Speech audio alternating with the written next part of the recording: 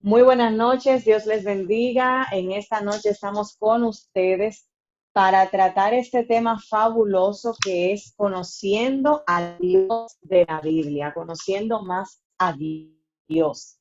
Vamos a comenzar eh, en esta parte donde vamos a conocer acerca de Dios, de su existencia, sus atributos y muchas otras cosas que nosotros probablemente todavía no tenemos en conocimiento o no tenemos pleno conocimiento de quién es Dios o de qué exactamente representa para nosotros. Amén.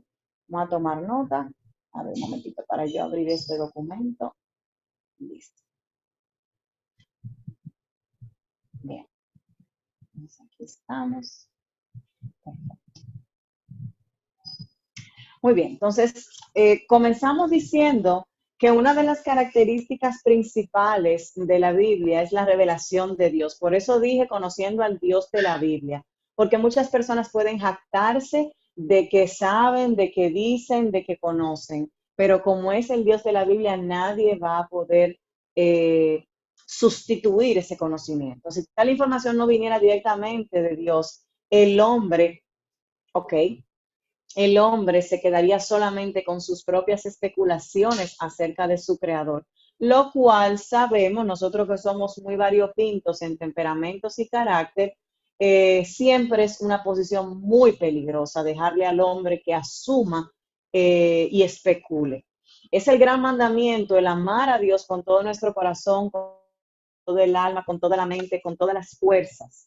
Y esa parte ustedes la conocen, o sea que es imposible amar a Dios de esta manera si nosotros no lo conocemos, no le conocemos de verdad. Y esto puede solamente ocurrir si nosotros entendemos con la ayuda del Espíritu Santo lo que Él ha declarado sobre sí mismo en su palabra en Primera de Corintios 2:14, que dice, pero el hombre natural no percibe las cosas del Espíritu, no percibe las cosas del Espíritu, porque para él son locura y no las puede entender porque se han de discernir espiritualmente. Por favor, anote ese versículo, Primera de Corintios 2:14, para cuando usted esté en aprieto, que diga que no está entendiendo, usted pueda sacar usted mismo la conclusión de que es que no está en el espíritu, está tratando de entenderlo con su carne. Y mientras está en la carne, las cosas del espíritu no las podemos entender.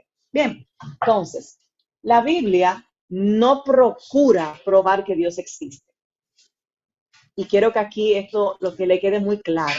La Biblia no va a poner ningún tipo de insistencia en que Dios existe. Más bien, da por sentada su existencia y continúa describiendo numerosos atributos que lo caracterizan.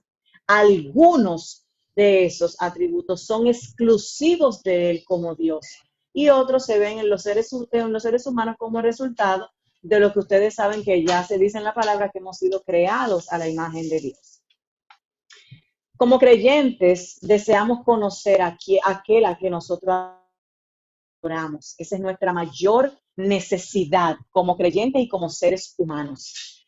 La comprensión humana es limitada, pero comprender todo lo que podamos es muy beneficioso. Profundiza nuestra relación con el Padre y nos ayuda a compartir nuestra fe con los demás. Con eso en mente, exploremos entonces o sea, vamos a explorar cuatro atributos inicialmente, que son los principales, pero yo quiero que exploremos otros para que ustedes lo puedan conocer. Primero vamos a irnos a determinar que afirmada y confirmada en la Biblia a través de evidencia, o sea, la existencia de Dios está afirmada y confirmada. Vamos a tomar estos versículos, quiero que lo escriban para que, o le tomen capture para que lo puedan buscar con calma. Número 1 está afirmada y confirmada en la creación, desde Génesis 1:1, Romanos 1:20 y Salmos 19:1. Segundo, en la naturaleza del hombre. Si nos vamos a Génesis 1:1, que es el que voy a leer para que podamos, para que quede como base, ya ustedes buscan los demás. Si me voy a Génesis 1:1 a leer lo que dice sobre la afirmación y confirmación de Dios en la creación, dice, En el principio creó Dios los cielos y la tierra. Punto y se acabó. En la naturaleza del hombre, entonces, para confirmar a Dios en la naturaleza del hombre, nos iríamos al Salmo 42:2. Acompáñeme, por favor, al Salmo 42:2.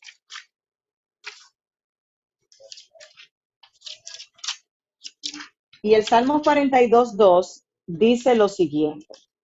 Espero que usted esté conmigo para que podamos ir a la par. Dice, mi alma tiene sed de Dios, del Dios vivo. ¿Cuándo vendré y me presentaré delante de Dios?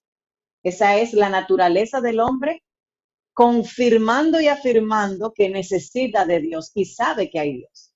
Y la historia humana a través, usted ya sabe esa parte, de milagros, prodigios a favor de los hombres a través de toda la historia. Espero que vaya conmigo para que podamos entender. ¿Cómo podemos definir a Dios? Dios es espíritu, infinito, eterno e inmutable. Son 4 atributos principales. Espíritu, infinito, eterno e inmutable. Y nos vamos a confirmar esto primero en Juan 4:24, ahí lo dice. Dice, Dios es espíritu y los que le adoran en espíritu y en verdad es necesario que le adoren. Bien, Juan 4:24, tengan este versículo muy pendiente porque es la columna vertebral de la parte que apoya de que Dios es espíritu. Continuando, nos vamos a Génesis 3:8-9, que dice, y oyeron la voz de Jehová Dios que se paseaba en el huerto al aire del día. El hombre y su mujer se escondieron de la presencia de Dios entre los árboles del huerto. Mas Dios llamó al hombre y le dijo, ¿dónde estás tú? O sea, yo sé que yo estoy aquí. La pregunta es, ¿dónde estás tú? ¿Dónde estás tú? Dios nos estará preguntando eso. ¿Dónde estaremos nosotros? Porque nos habremos realmente desaparecido de esa comunión directa. La única forma de que Él me pregunte dónde yo estoy es porque yo me desconecté y estoy dudando de su presencia. Aleluya. Dios es infinito, basado en el Salmo 147:5. Dios es infinito. Vamos a ver, Salmo 147:5 dice. Vaya conmigo. Dice. Grande es el Señor nuestro y de mucho poder, y su entendimiento es infinito. Él no está sujeto a limitaciones humanas y naturales. Es infinito, que no se le olvide nunca. Dios es eterno. Y para hablar de su eternidad, hablamos en cuanto al tiempo. Él es eterno en cuanto al tiempo. Dice Isaías 40:28, no has sabido, no has oído, el Dios eterno es Jehová, el cual creó los confines de la tierra. No desfallece ni se fatiga con cansancio, y su entendimiento no lo alcance. Por ser eterno también es inmutable, que quiere decir que no puede ser cambiado o alterado. Señores, yo le estoy dando atributos muy específicos. Inmutable, que no puede ser cambiado ni alterado, así como lo dice en Hebreos 13:8, que establece que es el mismo de ayer, de hoy y de siempre. Dios no tiene sombra de variación. Él no es como nosotros, que vamos a estar variando según las circunstancias. Amén. Vamos a conocer entonces esta parte de los atributos de Dios, que es una parte que a mí me apasiona mucho, porque los atributos son muchos, pero los voy a dividir. ¿Qué es un atributo? Un atributo es una cualidad o característica propia, no es ajena, no es prestada, no es imitada, es propia de una persona o cosa. Especialmente algo que es parte esencial de su naturaleza.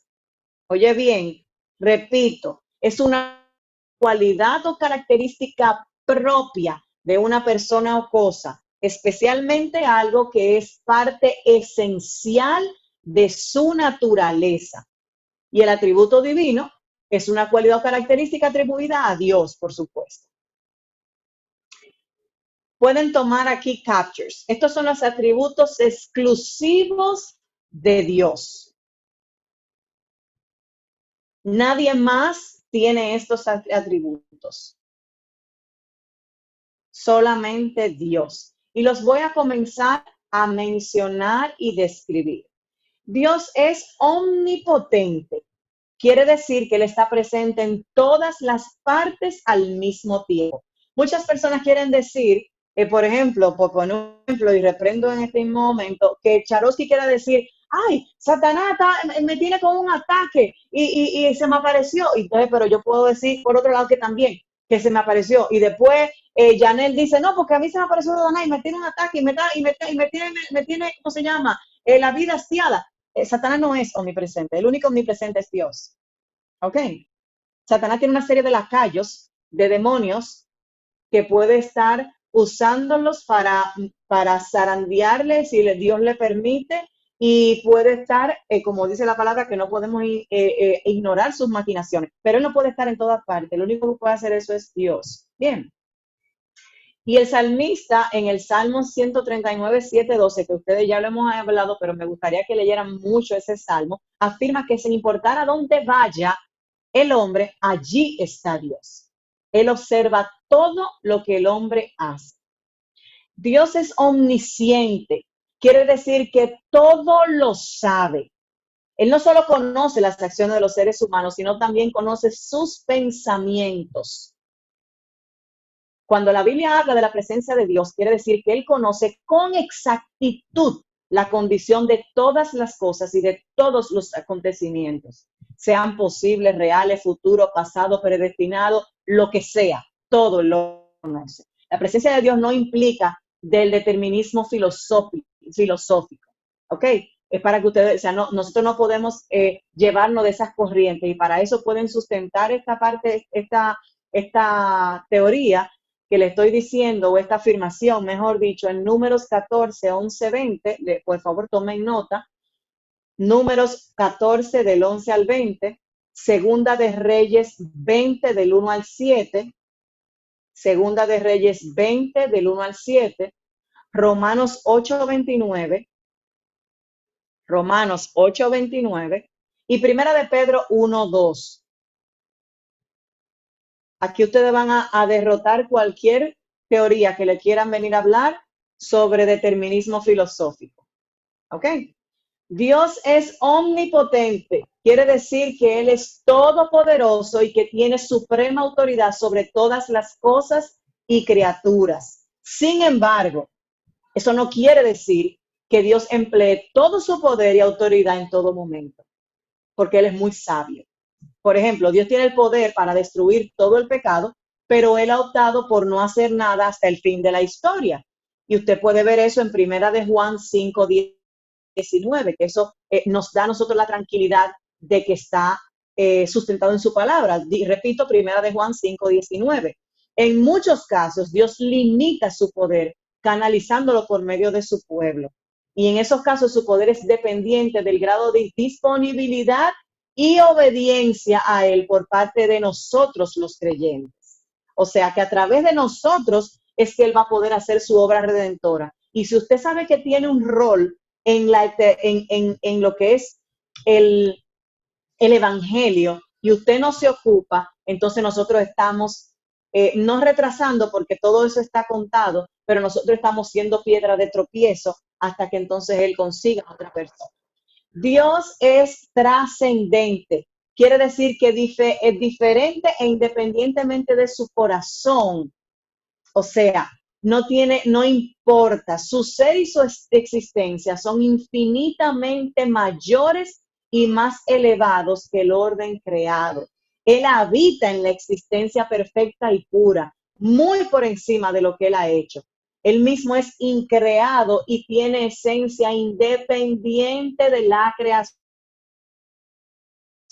Pueden leer Primera de Timoteo 6, 16 para fundamentar esa parte. Primera de Timoteo 6:16. Sin embargo, la trascendencia no hace que Dios sea incapaz de habitar entre su pueblo como Dios. Y para eso pueden ir a verlo en Levítico 26 y Ezequiel 37. Amén. Dios es eterno. Quiere decir que desde este siglo y hasta el siglo de los siglos, Dios continúa siendo. No hubo ni habrá jamás un tiempo, ni en el pasado ni en el futuro, en el que Dios no existiera ni existirá. Él no está limitado por el tiempo humano y por lo tanto se le describe mejor como el yo soy. O sea, Él siempre está en tiempo presente. Tú lo dices hoy y es yo soy. Mañana es yo soy. Dentro de 10 años sigue siendo yo soy. Pueden leer sobre esta declaración en Éxodo 3:14. Éxodo 3:14 en el Antiguo Testamento y luego se van al Nuevo Testamento en Juan 8:58 para que vean que están los dos tiempos, pasado y luego en la gracia, en el Nuevo Testamento. Repito, Éxodo 3:14 y Juan 8:58. Dios es inmutable. Repito, la característica de ahorita. Quiere decir que no hay cambio alguno en sus atributos, en sus perfecciones ni en sus propósitos para el género humano. Sin embargo, eso no quiere decir que Dios nunca modifica sus propósitos temporales en reacción a las acciones de nosotros. Él tiene un solo propósito mayor, pero Él tiene la potestad y la soberanía de cambiar los caminos con los que nos va a llevar a ese propósito, dada nuestra terquedad y nuestras acciones y desobediencia. Él puede modificar los propósitos del juicio por causa de un sincero arrepentimiento de un pecador, como el caso de lo que sucedió con Nínive y a través de Jonás. Además, Él permanece con libertad para responder a las necesidades de los seres humanos y a las oraciones del pueblo. Y con frecuencia, las Escrituras se refiere a Dios como que cambia de idea a causa de las diligentes oraciones de los justos. Y no es que Él tiene variación, sino que a causa de la misericordia que Él representa, que Él es y que renueva todos los días, Él cambia a favor nuestro. Amén. Dios es perfecto y santo. Quiere decir que es íntegramente sin pecado y absolutamente justo. Y su santidad también incluye su dedicación a llevar a cabo su propósito y plan en nuestras vidas. Dios es trino y uno. Es decir, que es un solo Dios que se manifiesta en tres personas divinas: Padre, Hijo y Espíritu Santo.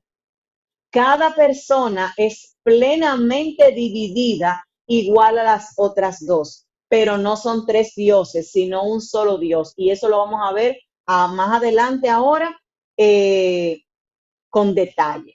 Vamos a pasar a los atributos morales de Dios. Primero vimos los atributos exclusivos de Dios y ahora vamos a ver los atributos morales de Dios. Muchas características del único Dios verdadero, particularmente sus atributos morales, tienen similitud con las cualidades humanas. Sin embargo, todos sus atributos existen a un grado incomparable, incomprensible, mucho mayor que el de los seres humanos. Por ejemplo, aun cuando Dios y los seres humanos tienen la capacidad de amar, que ya comenzamos diciendo que Dios es amor, ningún ser humano es capaz de amar hasta el punto de intensidad que ama a Dios. El amor de Dios, creo que lo hablamos en una ocasión, es el amor ágape, es un amor que no se puede comparar con los otros amores. Entonces, además, debemos subrayar que la capacidad de los seres humanos de ejercitar estas características que ustedes ven aquí, que son las morales, están relacionadas con el hecho de que nosotros fuimos creados a imagen y semejanza de Dios. También vamos a explicar eso. En otras palabras, nosotros somos como Él, no Él como nosotros. Amén. Comenzamos diciendo que Dios es bueno y utilizamos mucho este cliché: Dios es bueno, Dios es Dios es bueno, pero nosotros en realidad no entendemos por qué Dios es bueno. Si nos vamos al Salmo 25:8, Salmo 106:1 y Marcos 10:18, vamos a entender por qué Dios es bueno. Repito, Salmo 25:8, Salmo 106:1 y Marcos 10:18. Todo lo que Dios creó originalmente era bueno. Si nos vamos al Génesis, ustedes se dan cuenta que repite varias veces, cada vez que él termina una creación, el Génesis 1:4, Génesis 10, Génesis 12, Génesis 18, Génesis 21, Génesis, en todo el Génesis 1, él repite 7 veces aproximadamente que él veía que las cosas eran buenas. Él sigue siendo bueno con su creación al sostenerla para beneficio de todas sus criaturas. Incluso provee para los malos, porque ustedes saben que Dios es bueno. Dios es especialmente bueno hacia esos que inclinan su rostro y le invocan, le oran, le rezan, como cada quien quiera llamar, de corazón. Continuamos con la segunda característica, que es Dios es amor. Y lo vamos a fundamentar en Primera de Juan 4:8. Su amor es un amor abnegado que abarca a todo el mundo de la humanidad pecadora que somos nosotros. Y eso ustedes lo saben porque Juan 3:16 se lo saben de memoria. Entonces, la principal manifestación de ese amor fue el enviar a su único Hijo Jesucristo para que muriera por los pecadores. Además, Dios tiene un amor familiar, especial, por quienes por medio de Jesucristo están reconciliados con Él. Siguiente atributo es que Dios es misericordioso y clemente. Él no aniquila y destruye a los seres humanos como lo merecen a causa de sus pecados, sino que el perdón, como un don gratuito que se debe recibir por fe en Jesucristo. Entonces, ya ustedes saben que Jesucristo paga por nuestros pecados y a través de él recibimos misericordia. Dios es compasivo. Ser compasivo significa sentir pena por el sufrimiento de otra persona con un deseo de ayudar. Por su compasión por la humanidad, Dios proporcionó el perdón y la salvación.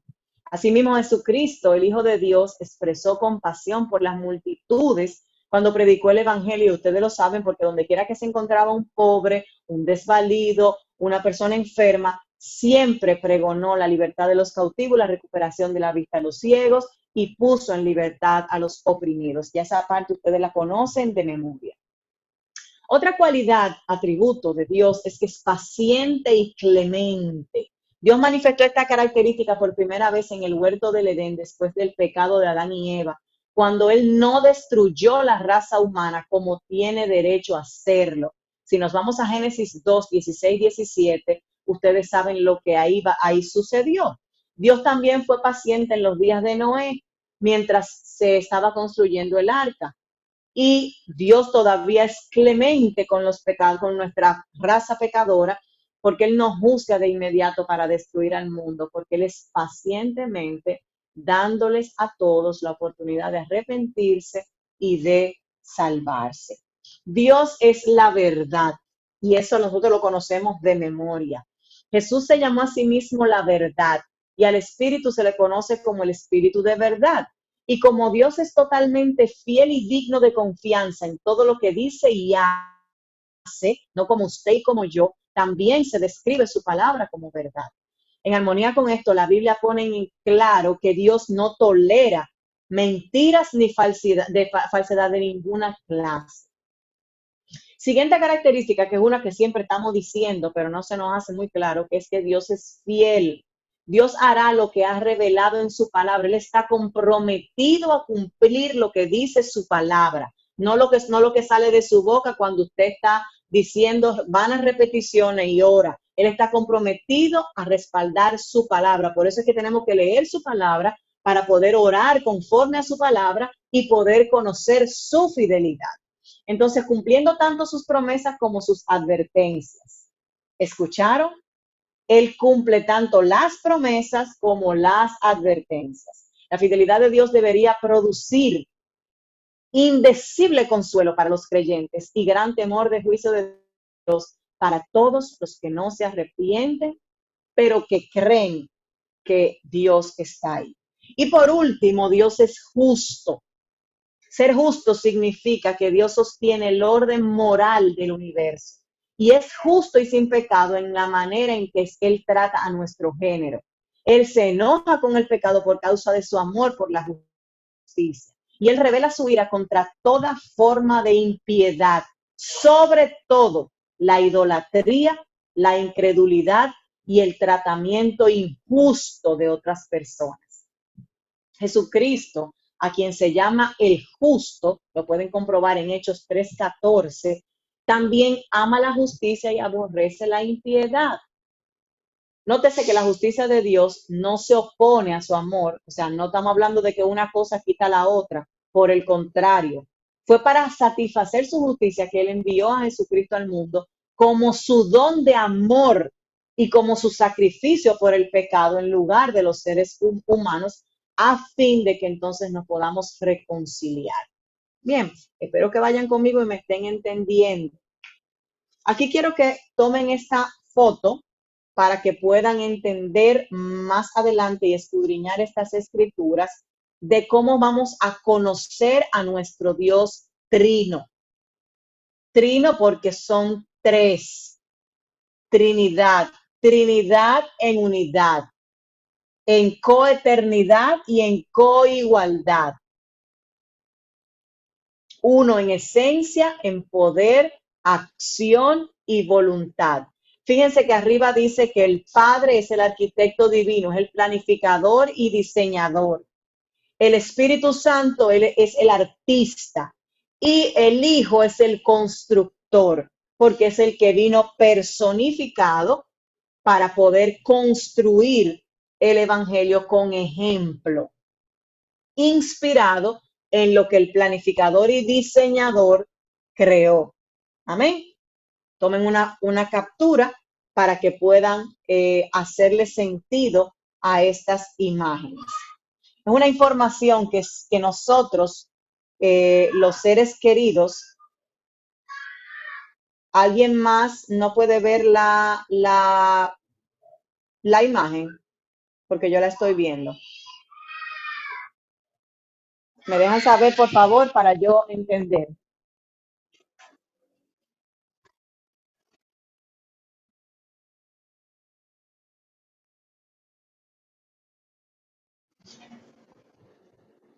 ¿Alguien más?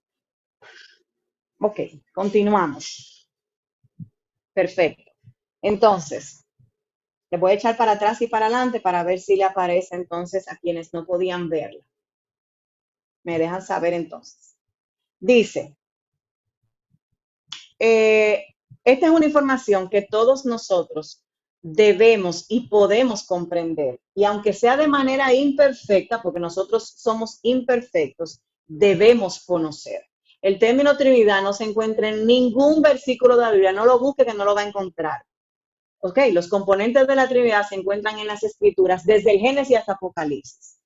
O sea, tenemos que manosear las Escrituras, escudriñar las Escrituras para poder encontrar todo lo que tiene que ver con esto. Si nos vamos desde el Génesis, en 1:26 dice, Dios dijo, hagamos al hombre a nuestra imagen y semejanza, conforme a nuestra semejanza. Perdón, hay diferentes versiones. Nos pasamos, por ejemplo, por Isaías 48:16, dice, acercaos a mí, oíd esto, desde el principio no hablé en secreto, desde que eso se hizo, allí estaba yo, y ahora me envió Jehová al Señor y su Espíritu. Y si nos vamos a Mateo, termina con esta comisión, por tanto, vayan y hagan discípulos de todas las naciones, bautizándolos ¿en qué? En el nombre del Padre, del Hijo y del Espíritu Santo. Mateo 28:19. Esa parte ustedes la conocen, o sea que no es que yo voy a encontrar que la Biblia dice Trinidad, no existe la palabra, pero sí habla del Dios trino que se manifiesta en tres divinidades. Amén. Hay un solo Dios, repito, hay un solo Dios, mas se expresa en tres personas con relación a su humanidad. Repito, hay un solo Dios. Entonces, primera de Juan 5:7 dice, porque tres son los que dan testimonio en el cielo, el Padre, el Verbo y el Espíritu Santo, y estos tres son uno. Es bueno que usted tenga ese versículo y se lo aprenda. Porque tres son los que dan testimonio en el cielo, el Padre, el Verbo y el Espíritu Santo. Y estos tres son uno. El Padre, vamos a verlo en Isaías 63:16. Vamos rapidito a Isaías 63:6. Isaías, para quienes no saben, está en el Antiguo Testamento después de los Salmos. Isaías 63:6 dice, y con mi ira hollé los pueblos y los embriagué en mi furor y derramé en tierra perdón, 63:16, perdón, estoy leyendo lo que no es. Pero tú eres nuestro Padre, si bien Abraham nos ignora e Israel no nos conoce, tú, oh Jehová, eres nuestro Padre, nuestro Redentor perpetuo es tu nombre. El Hijo, nos vamos a Salmos 2:6. Salmos 2:6. Vamos a ver. Salmos 2:6. Aquí estamos. También Salmos 7 y Salmos 12. Le vamos a leer solamente el Salmos 2 para que sea más fácil. Dice, pero yo he puesto mi rey sobre Sión, mi santo monte. El 7 dice, yo publicaré decreto, Jehová me ha dicho, mi hijo eres tú, yo te engendré hoy. Y el 12 dice, honrad al hijo para que no se enoje y perezcáis en el camino, pues se inflama de pronto su ira. Bienaventurados todos los que en él confían. Entonces nos vamos al Espíritu Santo en Génesis 1:2. ¿Se acuerdan que ahorita leemos Génesis 1:1? Ahora vamos a leer Génesis 1:2. Dice, y la tierra estaba desordenada y vacía, y las tinieblas estaban sobre la faz del abismo, y el Espíritu de Dios se movía sobre la faz de las aguas. Y si nos vamos nuevamente a Isaías 11:2, nos vamos a dar cuenta que también afirma esa parte. Vamos a ver Isaías 11:2. Vamos a ver, estamos aquí llegando. Muy bien, dice, y reposará sobre él el Espíritu de Jehová, que es con la oración que siempre estamos iniciando y terminando cada encuentro. Espíritu de sabiduría, espíritu de inteligencia, espíritu de consejo, espíritu de poder, espíritu de conocimiento y de temor de Jehová. O sea que efectivamente vemos la presencia de el Dios Trino a través de las Escrituras. Bien, espero que estén conmigo para que podamos ir entendiendo. La naturaleza de Dios nos deleita con alegoría, y aquí me voy a salir completamente de la Biblia, pero quiero que entiendan las alegorías sobre cómo no aparece textualmente Trinidad en la Biblia, pero hace alegoría sobre ella.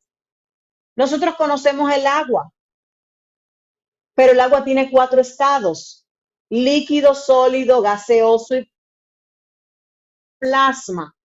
Por tanto, el que me hablen de Dios, no quiere decir que no me están hablando de Jesús o no me están hablando del Espíritu Santo. El que yo hable de lluvia no quiere decir que yo no estoy hablando de agua. El que me hablen de hielo no quiere decir que no me están hablando de agua. Si hablan de electricidad y sin embargo yo tengo luz en mi casa, pero yo no veo la electricidad, no quiere decir que la electricidad no existe. Por lo tanto, no puedo ser que yo diga que no existe el Espíritu Santo porque yo no lo he sentido o no lo he visto. Igual pasa con el sol. Yo no puedo tocar el sol, pero yo sé que el sol me da calor, el sol me da vitamina, el sol me fortalece, pero yo no necesariamente yo veo su resplandor, pero no lo puedo tocar. Entonces, por eso yo no puedo negar la existencia de la Trinidad porque yo no esté palpando esa presencia o palpando esa experiencia. Que espero que estén conmigo en estas alegorías para que puedan entender lo que quiero explicar, de no encontrar la palabra Trinidad, pero sí encontrar la manifestación de la Trinidad a través de la palabra. Amén. Entonces, en el principio creó Dios los cielos y la tierra. Amén. La palabra hebrea para Dios y en más de 2000 otros lugares en el Antiguo Testamento, aparte de esa, es Elohim, que significa dioses. Quiero que presten atención porque aquí me voy a ir un poquito a la faceta de maestra. Repito, en Génesis 1:1, cuando habla de Dios, habla de Elohim. Y Elohim significa dioses. Por otra parte, el sustantivo plural, Elohim, se utiliza casi siempre como un verbo singular. Y esto hace que haya confusiones en la gramática. Asimismo, a través del Antiguo Testamento, Dios se presenta como una pluralidad mediante el uso de los pronombres plurales como nosotros y nuestro. Por ejemplo, como dice en Génesis 1:26, hagamos al hombre a nuestra imagen. No dice voy a hacer, es hagamos, porque recuerden que el hombre también es trino, es alma, cuerpo y espíritu. Entonces, hagamos es porque participó el Padre, el Hijo y el Espíritu Santo en la creación. En Génesis 3:22 dice, he aquí el hombre es como uno de nosotros. ¿Están entendiendo? Recuerden que Dios es espíritu. Mandó a su hijo que se hizo verbo, carne, hombre, pero seguía siendo Dios. Amén. Continuamos para que me puedan entender. El Padre y yo somos uno. Establece, quiero que este versículo quiero que lo aprendan, porque es el lema de este ministerio. No es que usted y yo tenemos que tener unidad, es que tenemos que aprender a ser uno, como establece el Padre del Hijo. Este versículo pone punto final al concepto de superioridad de uno de los miembros de la deidad sobre otro. Repito, en este versículo derrumbamos todo concepto de superioridad, de que hay uno que es más importante que el otro, porque establece mi Padre y yo somos uno. Padre, Hijo y Espíritu Santo son conjuntamente, mutuamente Dios y están en absoluto acuerdo el uno con el otro. Repito, Padre, Hijo y Espíritu Santo son conjuntamente o mutuamente Dios y están en absoluto acuerdo el uno con el otro. Sin embargo, tienen diferentes funciones dentro de la divinidad. Dios el Padre es la principal autoridad de la divinidad y supervisa a su Hijo y al Espíritu Santo con respecto a su propósito para la creación y a su plan de salvación. Jesús les dijo, mi carne es para hacer la voluntad de Él, del que me envió, para terminar su obra. Y el Padre ama al Hijo y todas las cosas las ha entregado a su mano. Entonces Jesús le dijo, ¿por qué me buscabais? Esto estamos hablando en Juan 3:35. ¿Por qué me buscabais? ¿No sabía que en los negocios de mi Padre me es necesario estar? Entonces Jesús le estaba señalando la soberanía del Padre también en su respuesta a Pilato, cuando le dijo, entonces, a mí no me hablas, no sabes que tengo autoridad para crucificarte y que tengo autoridad para soltarte. Eso es lo que le decía Pilato a Jesús. Y Jesús le responde, ninguna autoridad tendrías contra mí si no te fuese dada desde arriba. Y pueden comprobar esto en Juan 19, del 10 al 11. Toda autoridad es dada por Dios. No hay una hoja de un árbol que caiga si Dios no lo permite. Amén. Nos vamos ahora. Aunque cada persona divina tiene un papel diferente dentro de la divinidad, sin embargo, todos funcionan en perfecto acuerdo en uno al otro, como acabamos de decir. Cuando Jesús, a quien el Padre envió, se convirtió en hombre, Dios hombre, repito, porque ya se lo dije ahorita, fue a la cruz para pagar el precio completo por los pecados de la humanidad. El Padre aceptó el sacrificio de Cristo para reconciliar a la humanidad y a sí mismo. Bendito el Dios y el Padre de nuestro Señor Jesucristo, que según su grande misericordia nos hizo renacer para una esperanza viva por la resurrección de Cristo de los muertos. Primera de Pedro 1:3. Este era el plan de Dios, autorizado por el Padre, ejecutado por Jesús y fortalecido por el Espíritu Santo. Repito, ese era el plan de Dios como arquitecto, autorizado por el Padre, ejecutado por Jesús, que fue quien se hizo carne, y fortalecido por el Espíritu Santo, que es quien iba a estar acompañándolo en el proceso. La función del Espíritu Santo es el dar testimonio de Jesús, establece Juan 15:26. De igual manera, Él condena al mundo de pecado. O sea que es bueno que usted sepa que por más que usted le repita a alguna gente, esa persona no tiene por qué entenderle a usted que está mal. Por más que usted acuse y ande señalando a alguien, no es usted, es el Espíritu Santo que convence de pecado y habilita a los pecadores a nacer de nuevo. Les da un sello de aprobación, les ayuda a comprender las escrituras, los guía, los faculta para que lleven una vida piadosa y ser testigos ante otro. No es usted, no es su palabra bonita, no es la veces que usted le llama, no es la mensajita que usted le manda, no son las cositas que usted provoca, que usted predica o que usted publica en sus redes. Es el Espíritu Santo. Por eso siempre que yo veo a alguien, y se lo he enseñado a muchas de ustedes, que andan con una perorata y un habladero con ciertas personas, siempre les digo, entiende que tú no eres el Espíritu Santo. Hay que dejar al Espíritu Santo asumir su rol y que haga su papel, que no es a nosotros que nos toca. Y aunque en sumisión al Padre y al Hijo, no obstante, es completamente Dios. O sea, el Espíritu Santo es el Espíritu de verdad que procede del Padre.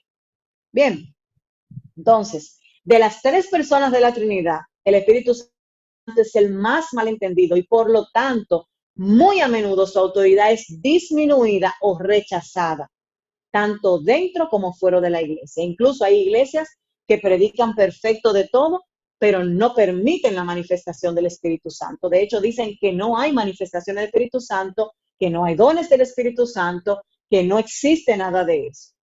Entonces, él personalmente comunica, escuchen todas las funciones, comunica, prohíbe, reacciona favorablemente, autoriza, nos ayuda a amar, ayuda a los creyentes a orar y ora por ellos. Él enseña, personalmente mora con los creyentes, da dones espirituales a los creyentes, se entristece y da aprobación a los creyentes. Él profetiza y ha supervisado la redacción de las escrituras él mismo. La palabra fue, recuerden que cuando hablamos la semana pasada de la Biblia, hablábamos de que era inspiración a través del Espíritu Santo. Y esta clase de dones y acciones pueden ser solamente la función de un ser personal y puede ser negado solamente mediante la imposición de un punto de vista del Espíritu Santo que es totalmente antibíblico y prejuicioso. La palabra está llena de versículos donde afirma y confirma la presencia y existencia del Espíritu Santo. Y aunque la doctrina de la Trinidad a los creyentes nos da una maravillosa percepción e intuición del carácter de Dios, también nos proporciona la claridad con respecto a cómo debemos de relacionarnos con otras personas de una manera que sea agradable a Dios. Al mismo tiempo, nos ayuda a producir resultados fructíferos en nuestra vida. Por ejemplo, podemos usar la imagen de la relación entre el Padre, Hijo y Espíritu Santo para aprender la manera en que Dios quiere que el matrimonio entre un hombre y una mujer funcione apropiadamente. Como se mencionó anteriormente, el Padre, el Hijo y el Espíritu Santo son conjuntamente y mutuamente Dios. De la misma manera, el marido y la mujer son ambos iguales, aunque sus funciones difieren, y ninguno de ellos considerado superior ante los ojos de Dios. Repito, repito, marido y mujer son ambos iguales, aunque sus funciones difieren, y ninguno es considerado superior ante los ojos de Dios. Dios nos da un trato, Dios no da un trato preferencial a ninguno de los dos. El acto de sumisión es otra área en la cual la unión del hombre y la mujer en el matrimonio refleja la imagen de la Trinidad. El marido es el jefe o cabeza espiritual, con su esposa en sumisión a él, al igual que Jesús, sumisión del Padre, y el Espíritu Santo se somete al Padre y al Hijo. Pero debe haber una sumisión de cada uno a el Padre. Y el hecho de que alguien no entienda todo lo que dice la Biblia acerca de la Trinidad no significa que la persona sea incapaz de creer en el verdadero evangelio y sea salva. Sin embargo, cuando la ignorancia de la divinidad, de la Trinidad, se transforma en un rechazo de lo que enseñan las Escrituras acerca del Padre, del Hijo y del Espíritu Santo, eso ya se convierte en una creencia de un Dios falso. Por lo tanto, es otro evangelio y no puede salvar a nadie. Porque si usted está predicando algo y no permite que el Espíritu Santo haga su parte, que es quien enseña, quien convence, quien te enseña a orar, quien profetiza y quien hace todo lo otro, dejaste una parte esencial fuera de la ecuación. Entonces no podemos estar, yo nada más voy a lidiar con el Padre, yo no tengo nada que ver con Jesús, o el Mesías no ha llegado, como hay algunas doctrinas o corrientes que predican, el Mesías no ha llegado, estamos esperándolo todavía, Jesús es un farsante, solamente un profeta más, el Espíritu Santo no funciona, eso es mentira que no hay dones, eso es mentira que no bajó en Pentecostés, etcétera, etcétera. Entonces usted comienza a crear una doctrina falsa y al final entonces usted no sabe ni en quién va a creer. Terminando esa parte, quiero pasar ahora a algo muy lindo que a mí me encanta en lo personal, que son los nombres de Dios. Son los diferentes nombres con los que usted puede hacerse de uso al momento de orar o de adorar. Y es bueno que lo sepa porque estos son los nombres originales bíblicamente. Amén. Entonces, recuerden que le dije que Él es el yo soy, pero Él se manifiesta en tu presente según tu necesidad. Vamos a comenzar por el primer nombre, que es Yahweh. Así es como se escribe en hebreo. Tu nombre es santo. Su primer nombre es Elohim, pero quise comenzar por aquí, por lo que ya yo le había explicado lo que es Elohim, que es Dios. Está Jesús, que es la otra forma más renombrada que nosotros le conocemos, que es el Señor, es salvación. Está Emmanuel, que es Dios con nosotros, que también lo conocen, muchos de ustedes lo conocen así, pero no lo llaman de esa manera. Está el Shaddai, que es Dios todopoderoso o Dios de lo imposible. Según usted necesite que Dios se manifieste en su vida, usted lo llama, usted le ora. Está el Shai, que es el Dios viviente. Yo no sé usted, pero yo creo en un Dios vivo. Yo creo en un Dios que resucitó, creo en un Dios que está con nosotros, que puede escucharme, que lo puedo sentir. Está Yahvé Josenum, que es Jehová, es nuestro hacedor. Está Yahvé Roí o Jehová Roí, que es Jehová es mi pastor. Jehová Roí. Está Jehová Shalom, que como ponía Nelly hoy en el grupo, teníamos una adoración hermosa que se llama así, Jehová Shalom. Es hermosa porque es mi paz cuando estamos intranquilos, cuando estamos en ansiedad, cuando estamos cargados, y nosotros oramos a Jehová Shalom. Y quiero, con relación a Shalom, no es solamente la paz La palabra dice que yo recibo de Él la paz que sobrepasa todo entendimiento, pero para que entiendan lo que es shalom, shalom no es una tranquilidad, shalom no es estar fuera de ruido, shalom no es estar eh, en un lugar encerrado donde no hay nada que te perturbe. Shalom es una plenitud, es que a ti nada te perturba espiritualmente, ni emocionalmente, ni físicamente, porque tu confianza está puesta en Él. Está Jehová Jireh, que significa el proveedor, mi sustentador, Él proveerá para esos momentos donde necesitamos y no solamente la parte financiera. Está Adonai, que es nuestro Dios. Está Jehová Nisi, que es el Señor es mi estandarte, el Señor es mi bandera, Él es quien me defiende. Está Jehová Rafa, que es Dios sanador, Jehová Rafa. Entonces, ahora quiero compartirles esta adoración.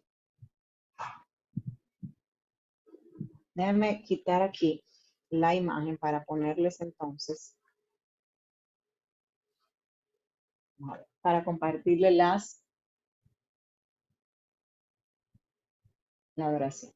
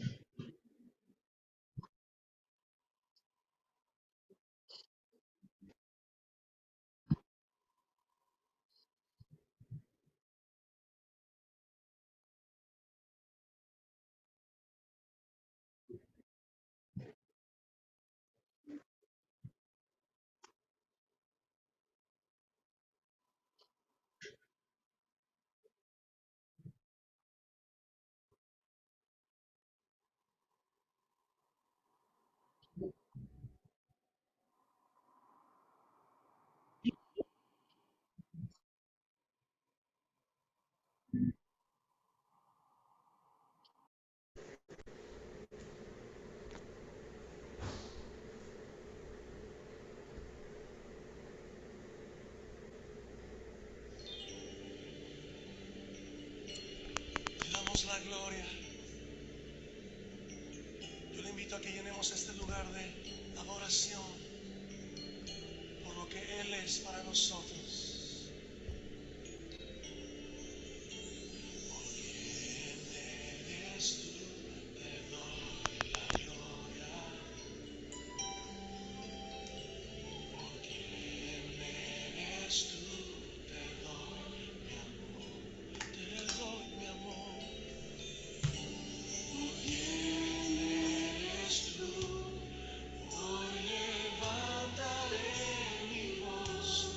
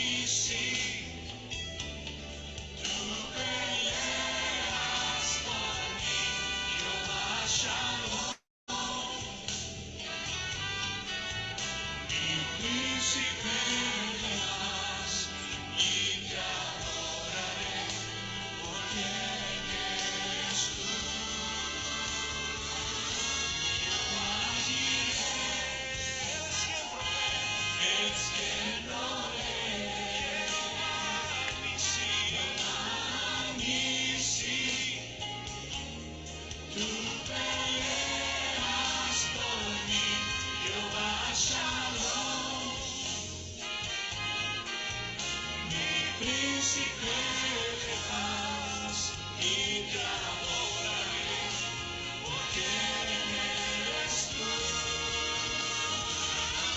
Jehová diré, eres quien provee. Jehová Nissi, tú peleas por mí. Tú peleas por mí. Jehová Shalom, mi príncipe de paz, y te adoraré, porque eres tú. Porque eres tú, te doy la gloria. Porque eres tú, te doy mi amor. Porque eres tú, hoy levantaré mi voz y te adoraré. Porque eres tú, y te adoraré. Porque eres tú, mi Señor, y te adoraré. Porque eres tú. Adórale con tu aplauso a Él. Adórale con tu aplauso.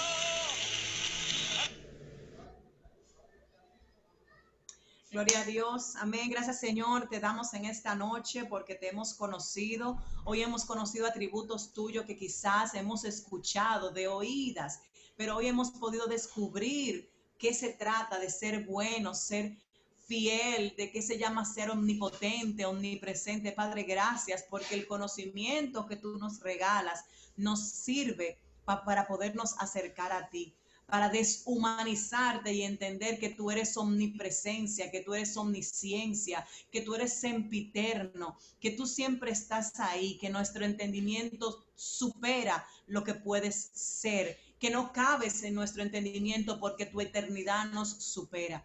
Padre, gracias porque hoy podemos tener otros nombres, como llamarte a causa de nuestra necesidad. Ya sabemos que podemos clamar a Jehová Jireh cuando la provisión nos hace falta, clamar a Jehová Nissi cuando tenemos situaciones difíciles, pero que sabemos que tú estás ahí levantando bandera para nosotros. Sabemos que podemos clamar a Jehová Shaddai cuando las cosas se ven imposibles, cuando solamente tú puedes intervenir. Sabemos que podemos clamar a Jehová Rafa, que se manifieste en nuestra salud, en todo lo que es nuestra sanidad corporal, física, emocional e incluso espiritual. Sabemos que podemos clamar a Jehová Shalom cuando la intranquilidad nos está arropando. Gracias, porque con solo decir tu nombre, que es nombre sobre todo nombre, todo debe volver al orden. Gracias, Señor, porque hoy podemos saborear nuevas enseñanzas y que nuestro espíritu permanezca rumiándolas durante la semana para poder extendernos a una mejor intimidad contigo. Te damos gracias por quien eres tú, no por lo que nos puedes dar, sino por quien eres tú para nosotros, lo que representas en nuestra vida, porque hoy podemos reconocer que sin ti fuera imposible continuar. Gracias, Señor, en el nombre poderoso de Jesús. Amén y amén.